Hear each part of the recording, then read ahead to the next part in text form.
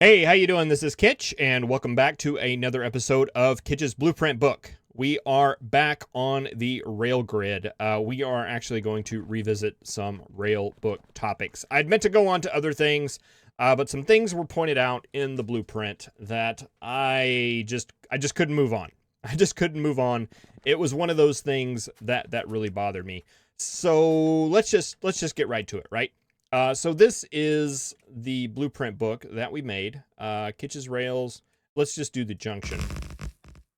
And the rail book's fine. Don't get me wrong. I used this. It's very similar to the rail book that I used in Practical Factorio and Mega Basics.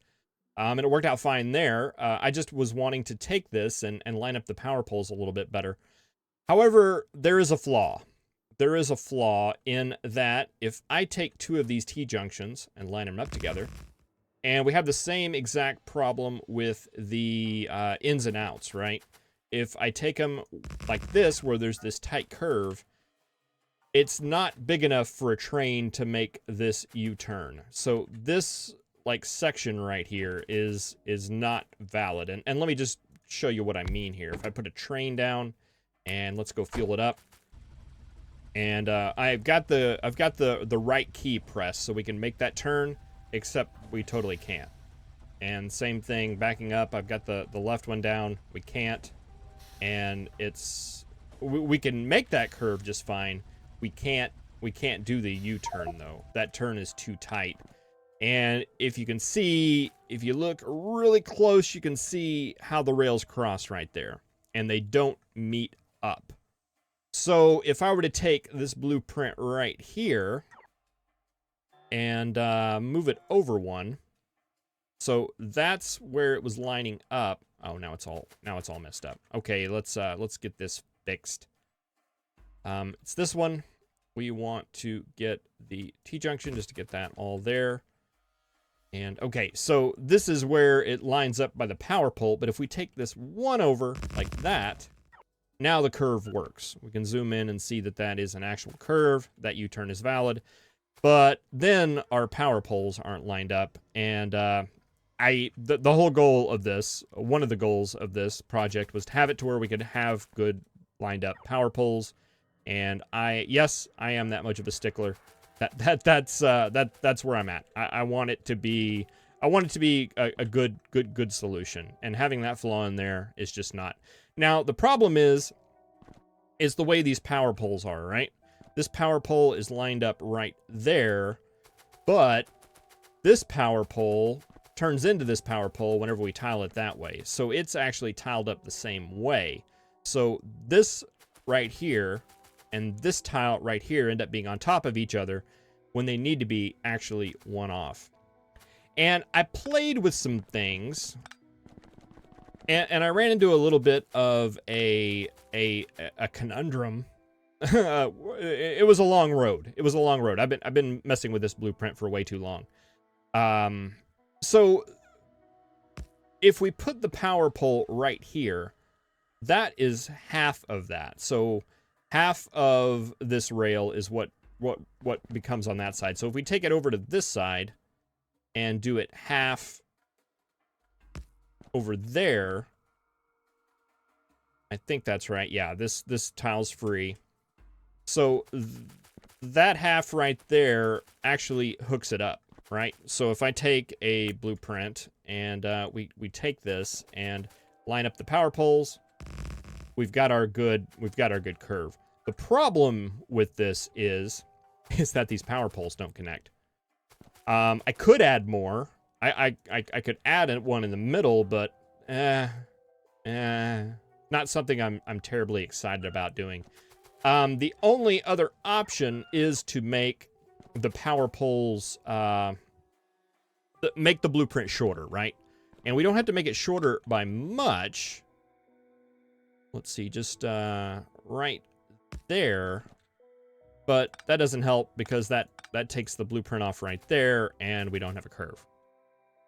So I got the idea to let's not shift the blueprint over. There's other setups we can do, right?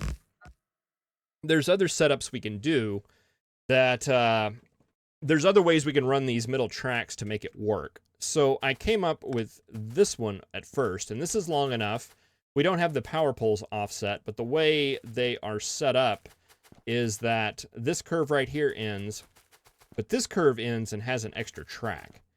And basically what I did was shifted all this over, you can see there, and this works as far as tiling is concerned. We just line up those power poles, and they tile just fine. The problem with this is it makes this intersection so tight. You can see this triangle right here is a lot bigger than this triangle right here. And it makes it so tight that you can't get the signals in. They won't fit to make it a properly intersected block. So for an example, with this setup right here, if I was a train coming this way and was going to make this turn right here, I would block this train coming in like that. That would completely block that off. And that is not ideal. Is it that big of a deal? I don't know. None of this is a big deal. Let me just say that right up front. None of this is a big deal at all. But it's not what I wanted to do. So I started playing with this blueprint a little bit, playing with the curves, and trying to think of ways to make this work. And long story short, it didn't happen.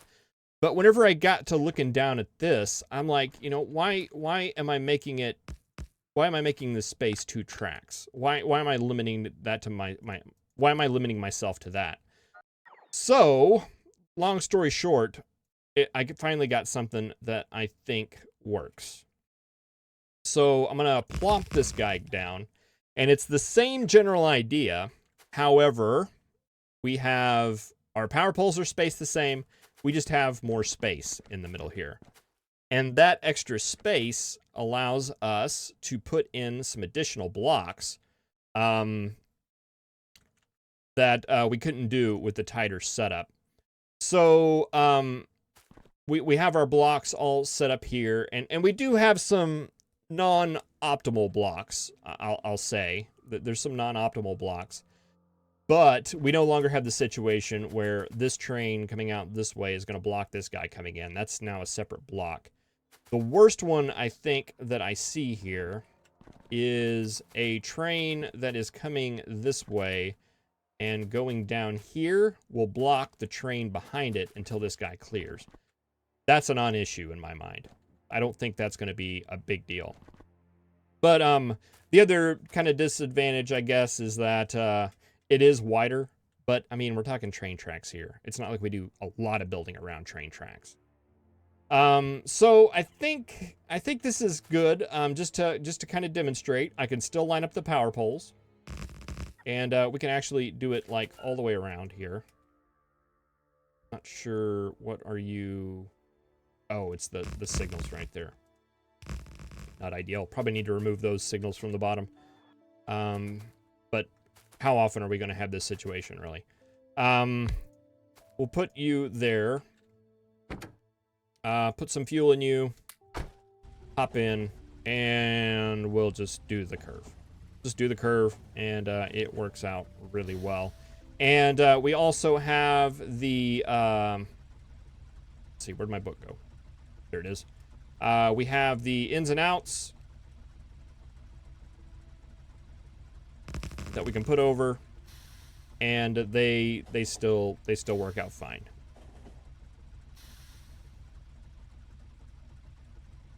We can just go around, and all of our curves line up. So I think at the end of the day, this is a much better setup. It's a little bit spaced out more, but it tiles. It tiles, and I like it. Tiles, it works, and I like it.